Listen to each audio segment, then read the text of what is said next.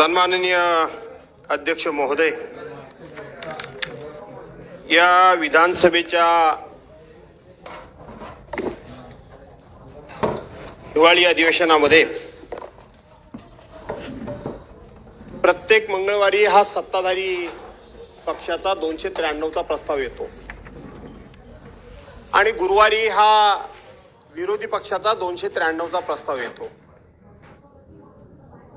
हे नागपूरचं हिवाळी अधिवेशन या ठिकाणी विदर्भामध्ये म्हणजे नागपूरमध्ये होतंय आणि संपूर्ण विदर्भ असेल, मराठवाडा असेल, कोकण असेल, पश्चिम महाराष्ट्र असेल, उत्तर महाराष्ट्र असेल, हा संपूर्ण महाराष्ट्र या अधिवेशनातून आम्हा शेतकऱ्यांच्या पदरामध्ये काय पडतंय याची खूप मोठी आस लावून आणि खूप मोठ्या या अधिवेशनाकडे डोळे लावून बसलेला आहे अध्यक्ष महोदय. परंतु सत्ताधारी पक्षाची आणि सरकारची उदासीनता सांगतेय की शेतकऱ्याच्या पदरामध्ये काहीही पडणार नाही.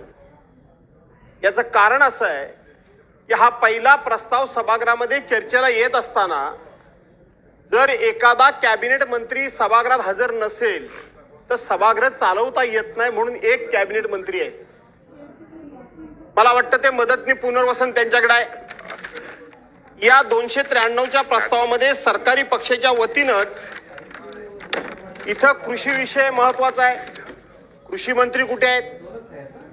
इथं दुग्ध, मत्स्य आणि आपले पशुसंवर्धन मंत्री कुठे आहेत? त्यांचा पत्ता नाही. इथं महसूल मंत्री कुठे आहेत? महसूल मंत्र्यांचा पत्ता नाही. आणि म्हणून केवळ सरकारला एक प्रस्ताव आम्ही मांडला आणि बाहेर जाऊन मीडिया समोर मोठमोठ्यानं मुलाखती दिल्या म्हणजे शेतकऱ्यांच्या पदरामध्ये काहीतरी खूप काही पडेल. फलोत्पादन मंत्री पाहिजेत. आमच्या कोकणाचा विषय आहे फलोत्पादन मंत्र्यांचा.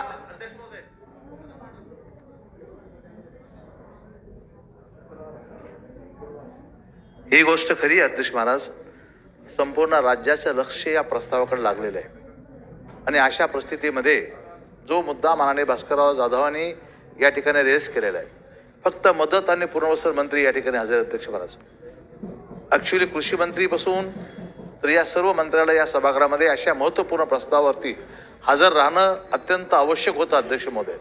तरी जर ही अनास्था असेल अध्यक्ष महाराज तर हे चित्र काही राज्याच्या समोर चांगलं जाणार नाही अध्यक्ष महोदय. त्यामुळे तुम्ही एक तर मंत्र्याला समज दिली पाहिजे अध्यक्ष महोदय. ही गरज आहे आता अध्यक्ष महोदय. हे हजर राहत नसेल तर मग काय करायचं अध्यक्ष महाराज?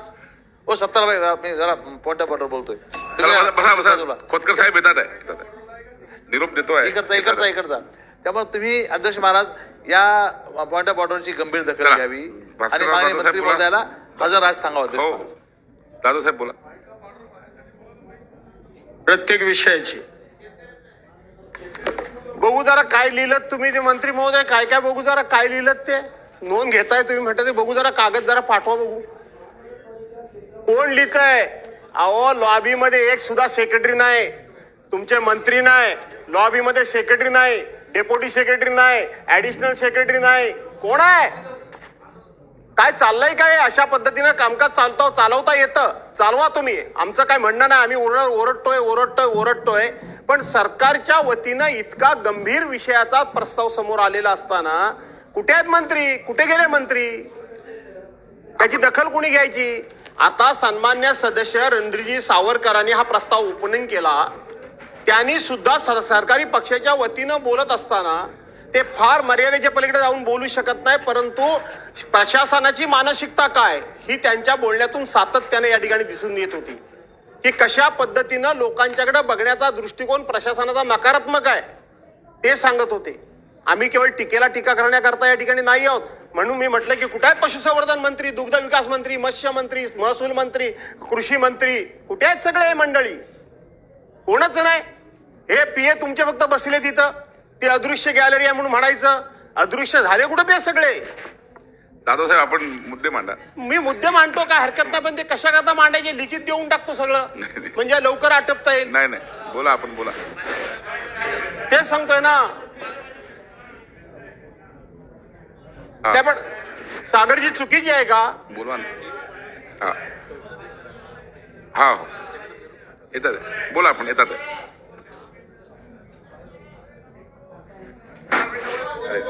हा अरे माझा चैनसूक क्षमतेची माझा आठवणीत आले ते एक शेर सांगतो. अध्यक्ष महाराज म्हणाले, भास्करराव तुम्ही चालू करा. जब मेरा जनाजा निकला तो सारी दुनिया देखने निकली, पर वो कमबख्त न निकली जिसके लिए जनाजा निकला. चला दादासाहेब बोला. दादासाहेब बोला. हरीजी प्रसारण प्लीज. दादाजी अध्यक्ष बोला. महोदय, सप्टेंबर ते ऑक्टोबर नोव्हेंबरच्या दरम्यान ऑक्टोबर मध्ये जास्ती असतं.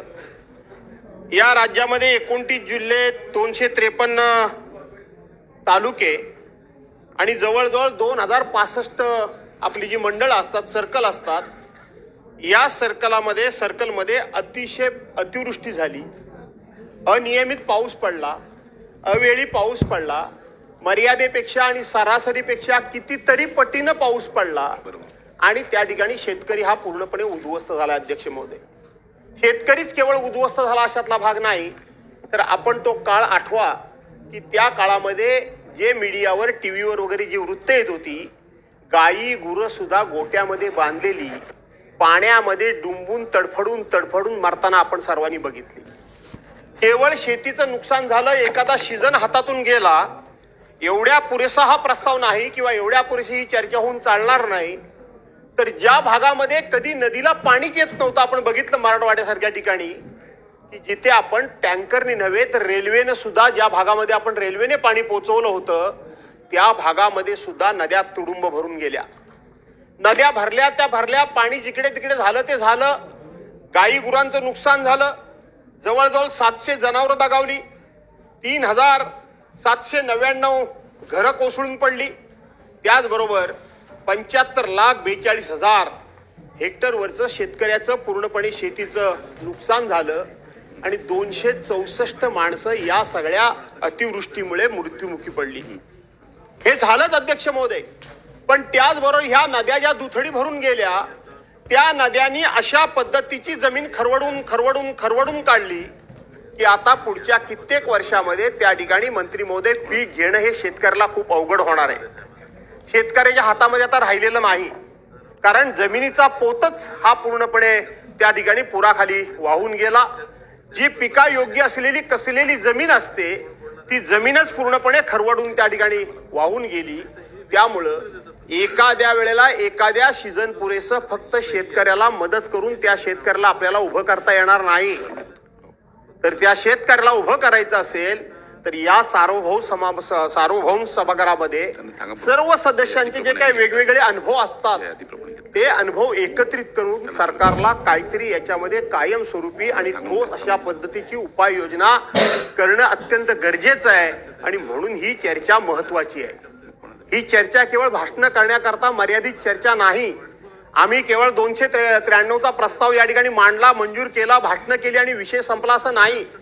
ज्या वेळेला आपण सगळे आपापल्या मतदारसंघामध्ये जाऊ, त्यावेळेला निश्चितपणे तोंडावर जरी कोण काही बोललं नाही तरी पाठीमागे निश्चितपणे आपल्याला म्हणतील की तुम्ही आमच्या पत्रात काय टाकलं, आमच्याकरता काय घेऊन आलात, आमच्याकरता सरकारकडून कोणत्या प्रकारची योजना आणली, आम्ही कशा पद्धतीने उभं राहायचं. आणि म्हणून त्यावेळेला आपल्याकडे उत्तर नसणार आहे. आणि म्हणून अध्यक्ष महोदय, ही जी 75 लाख 80 लाख हेक्टर या ठिकाणी जमीन ही पूर्णपणे किंवा शेतकरी हेक्टरवरची पिकं ही शेतकऱ्याची पूर्णपणे नाश पावली. त्याला आपण उभं कसं करणार?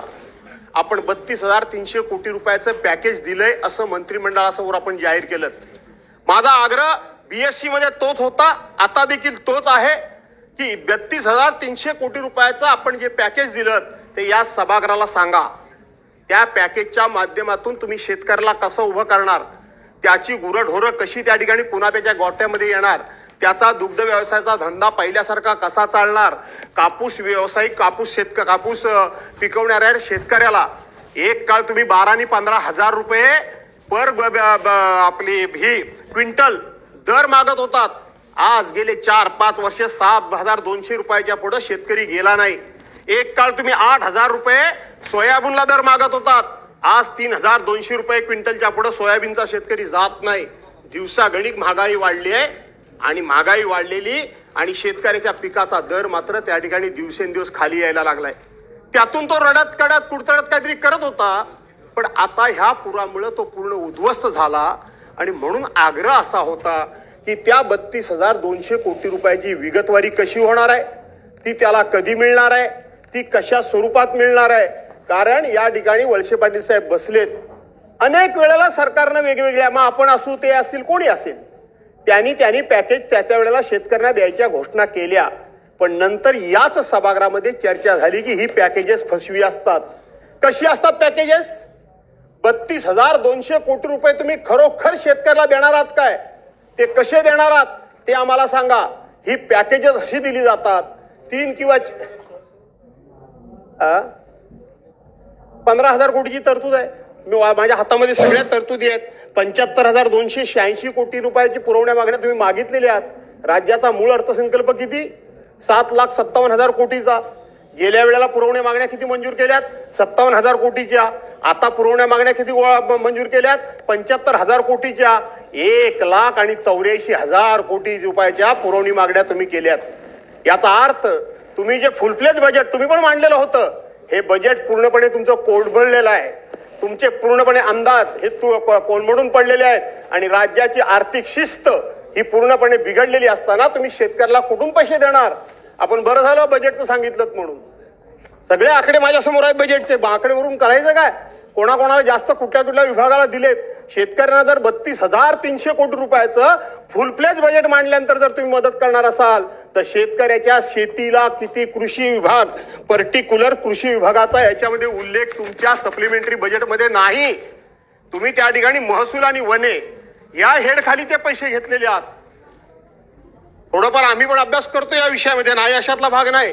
आणि म्हणून ते आपण काय करतो, 3-4 वर्षाकरता पॅकेज जे जाहीर करतो अध्यक्ष महोदय, ती पॅकेजची कसरत अशी असते की त्या 3-4 वर्षामध्ये सगळ्या विभागामार्फत वेगवेगळ्या हेड खाली जे आपण पैसे देतो त्याची गोळाबेरीज करतो आणि आपण सांगतो पॅकेज दिलं. आणि म्हणून हे पॅकेज फसवा असतं. हे तात्कालीन सरकारने अनेक सदस्यांनी लक्षात आणून दिल्यानंतर आता याच्या पुढे पॅकेज द्यायचं नाही आणि पॅकेज नको अशा पद्धतीची पलीकडची मंडळी असेल, अलीकडची मंडळी असेल, त्या वेळेला बोलली होती. पण पुन्हा तुम्ही पॅकेजचा प्रयत्न या ठिकाणी केलात. याचा अर्थ तुम्ही शेतकऱ्याला फसवण्याचा उद्योग या ठिकाणी केलेला, शेतकऱ्याला फसवण्याचा उद्योग केलेला अध्यक्ष महोदय. आणि म्हणून त्या खरवडलेल्या जमिनी तुम्ही कशा पुन्हा सुस्थितीत आणणार ते तुम्ही सांगितलं पाहिजे. तुम्ही अशा पद्धतीनं त्यांना किती अनुदान देणार ते तुम्ही सांगितलं पाहिजे. केंद्रीय कृषी मंत्र्यांनी भर पार्लमेंटमध्ये सांगितलं की महाराष्ट्र सरकारच्या वतीनं मदतीचा प्रस्तावच आला नाही. महाराष्ट्र सरकारच्या वतीनं तुम्ही प्रस्तावच पाठवलाच नाही. याचा अर्थ तुम्ही केवळ विरोधी पक्षाला फसवताय असातला भाग नाही, तर ज्या शेतकऱ्यांनी मोठ्या अपेक्षेनं तुम्हाला सत्तेवर आणून या ठिकाणी बसवलं. अध्यक्ष महोदय, इथं केंद्रीय मंत्र्याचा उल्लेख झाला. केंद्रीय मंत्र्यांनी सुप्रिया सुळेंना उत्तर देताना स्पष्ट सांगितलं की महाराष्ट्र सरकारचा प्रस्ताव आमच्याकडे प्राप्त झालेला आहे, रेकॉर्डवर चुकीचं जाऊ नये एवढंच मला करेक्शन करायचं. चला ठीक आहे. ठीक आहे, आमच्या मित्रांना लवकरच मंत्री करा, कारण उत्तर मंत्री देणारच आहेत. त्यावेळेस ते क्लिअर करू शकले असते, पण काही हरकत नाही. माझं काय त्याबद्दल काही दुमत असण्याचं कारण नाही. पण मंत्री काय बोलले, सुप्रियाताई काय बोलले, पार्लमेंट, मी नाव कोणाचंच घेतलं नव्हतं खरं सांगायला गेलं, पण तुम्ही घेतलं ते बरं झालं. आणि म्हणून ते सगळं रेकॉर्डवर आहे. तुम्ही काय बोललात ते करा जाहीर. तुम्ही या ठिकाणी महाराष्ट्र सरकारच्या वतीनं केंद्र सरकारच्याकडे मदतीचा प्रस्ताव कधी पाठवलात त्याची तारीख सभागृहामध्ये जाहीर करा. तो प्रस्ताव सभागृहाला सांगा तुम्ही कधी पाठवलात तो. मी जबाबदारीनं सांगतो की त्याच वेळेला नगरला देशाचे केंद्रीय गृहमंत्री आले होते. ज्यावेळेला पूर झाला त्यावेळेला या सभागृहाचे उपमुख्यमंत्री माननीय अजितदादांनी सांगितलं की आम्हाला काहीतरी तुम्ही मदत करा, आम्ही लक्ष ठेवून आहोत, मदत करा. त्यांनी सांगितलं प्रस्ताव पाठवा, मग बघू. त्याच वेळेला बिहारची निवडणूक होती. बिहारला कोणी मागितले होते पैसे प्रत्येकाच्या खात्यामध्ये 10-10 हजार रुपये. तिथे कुठला पूर आला होता, तिथे कुठली दुर्घटना घडली होती. तिथं मात्र न मागता निवडणूक डोळ्यासमोर ठेवून तुम्ही पैसे देता आणि ज्या जनतेनं तुम्हाला सरकार दिलं त्यांना मात्र मदत करण्याकरता तुम्ही प्रस्तावाचं नाटक करता, प्रस्तावाचा बहाणा करता, प्रस्ताव पाठवा म्हणून सांगता. तुमच्या डोळ्या देखत एवढी सगळं घडलेली घटना असताना प्रस्ताव काय चाललाय? प्रस्ताव कधी आलं? केंद्रीय कृषी पथक, केंद्रीय पाहणी पथक आलं कधी? किती दिवसानंतर ह्या घटना घडल्यानंतर आलं आणि ते दिवसा आलं की रात्र आलं हो मंत्री महोदय. पाहणी जी केंद्रीय पथकाने जी केली ती रात्रीची केली, दिवसा का नाही केली? दिवसाही केली का? फक्त तुम्ही जे सांगू शकता तूच गेली म्हणून रातोरात पथक आला आणि रातोरात गेलं, त्यांनी कोणत्याही प्रकारची पाहणी केलेली नाही. आणि म्हणून अध्यक्ष महोदय, हा खूप मोठा चर्चेचा विषय आहे. मी फार वेळ या विषयामध्ये घेऊ इच्छित नाही.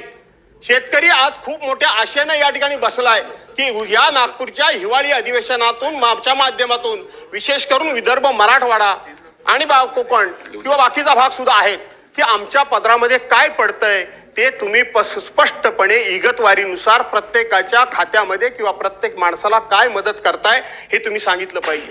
तुम्ही नेहमी काय भाषणामध्ये सांगता की एनडीआरएफचे निकष आम्ही वाढवले. असं नाहीये. हे एनडीआरएफचे निकष ज्या वेळेला 2023 साली कुठंतरी आता सुरुवात झाली आहे. बोला बोला आपण. आणि म्हणून एनडीआरएफचे निकष हे मंत्री महोदय काय आता बदलले अशातला भाग नाही, ते पूर्वी सुद्धा बदललेले होते. परंतु प्रत्येक वेळी आपण एनडीआरएफचे निकष बदलले म्हणून सांगतो. त्या एनडीआरएफचे निकष आता फार जुने झालेले आहेत. त्या एनडीआरएफच्या निकषानुसार या ठिकाणी कुठलीही दुर्घटना घडत नाही, एखादी आपत्ती येत नाही, एखादा पाऊस पडत नाही, हे आपण लक्षात घेतलं पाहिजे. पूर्वी ज्या भागामध्ये 65 मिलीमीटर पाऊस पडला तोच फक्त पाऊस धरला जायचा, पण आता 50 मिलीमीटर पर्यंत आपण आलोय, ही चांगलीच गोष्ट आहे. पण त्याचबरोबर सर्कल वाईज ती जी पर्जन्यमापक यंत्रणा असते ती सर्कल वाईज आपण बसवली पाहिजे. कारण ती सर्कल वाईज बसली नाही तर खऱ्या अर्थानं आपल्याला जो रिपोर्ट तयार करायचा आहे तो रिपोर्ट करता येत नाही. आणि म्हणून अध्यक्ष महोदय, ज्या पद्धतीनं कापूस असेल, संत्रा असेल, कांदा असेल, ऊस असेल, त्या ठिकाणी ज्वारी असेल, बाजरी असेल, ह्या कापूस असेल, या फळांचं जसं वाटोळं लागलं, नुकसान झालं, तशाच पद्धतीनं माझ्या कोकणाचं सुद्धा या ठिकाणी खूप मोठं नुकसान झालं. अध्यक्ष महोदय, 12-13 मेला सर्वसाधारणपणे 7 जूनच्या नंतर कोकणामध्ये पाऊस पडतो, पण 12 ते 13 मेला त्या ठिकाणी पाऊस पडला आणि 12 ते 13 मेला पाऊस इतका पडला आणि त्यानंतर खऱ्या अर्थानं पेरणी करण्याच्या वेळेला पाऊसच गायब झाला.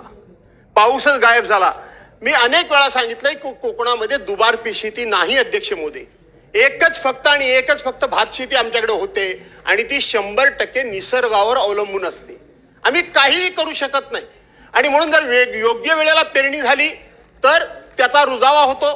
त्यापासून लावणी बिणीच्या वेळेला पाऊस पडला तर लावणी वगैरे होऊ शकते. पण जर कधी पाऊस आला, पेरणी झाली आणि जर रुजावा होण्यापूर्वीच जर पाऊस गेला तर केलेली पेरणी ही पूर्णपणे वाया जाते.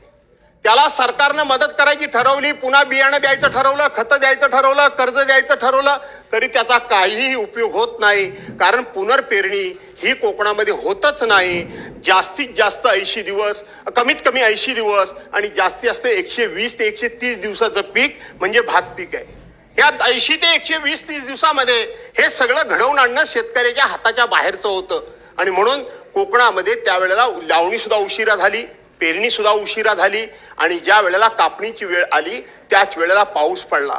कापलेलं भात हे शेतामध्येच त्या ठिकाणी आडवं झालं आणि आडवं झालेलं भात त्याच ठिकाणी रुजलं. जर आम्ही थोडंफार साठवून ठेवलं असेल तर त्याला अडवी किंवा उडवी म्हणतात. काही ठिकाणी उडवी म्हणतात, काही ठिकाणी अडवी म्हणतात, साठवून ठेवतात. त्याच्यामध्ये पाणी गेलं, तिथंही शेतकरी पूर्णपणे उद्ध्वस्त झाला, नागावला गेला.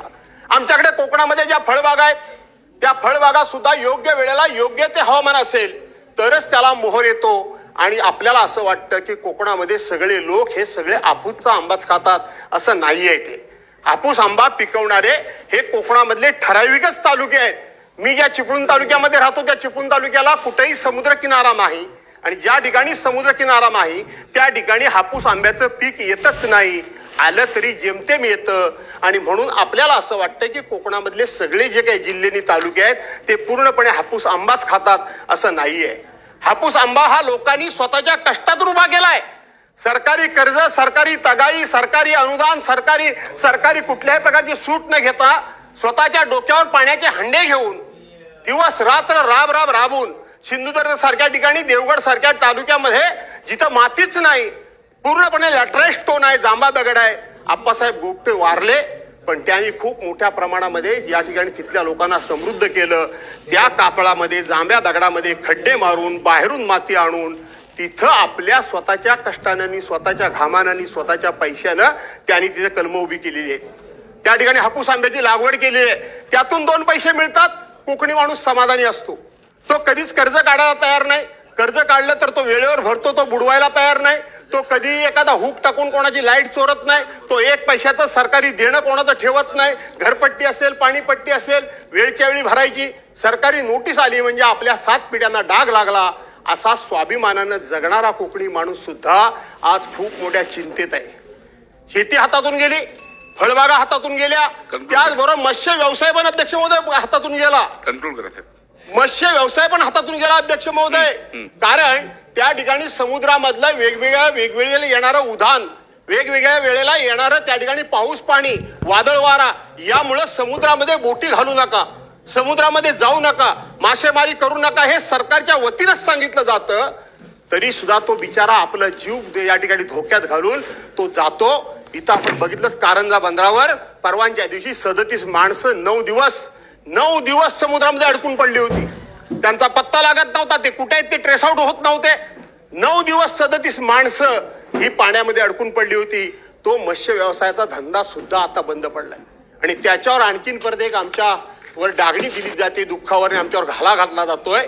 जो आमचा कोकणाचा हापूस आंबा, जो आमचा कोकणाचा हापूस आंबा आहे, जो जगाच्या पाठीवर आमच्यासारखा दर्जेदार हापूस आंबा, आमच्यासारखा चविष्ट हापूस आंबा, आमच्यासारखा कलरला उत्कृष्ट असलेला हापूस आंबा, आमच्यासारख्या आंब्याची एकदा का चव घेतल्यानंतर त्या आंब्याची कोणी बरोबरी करू शकत नाही जगाच्या पाठीवर.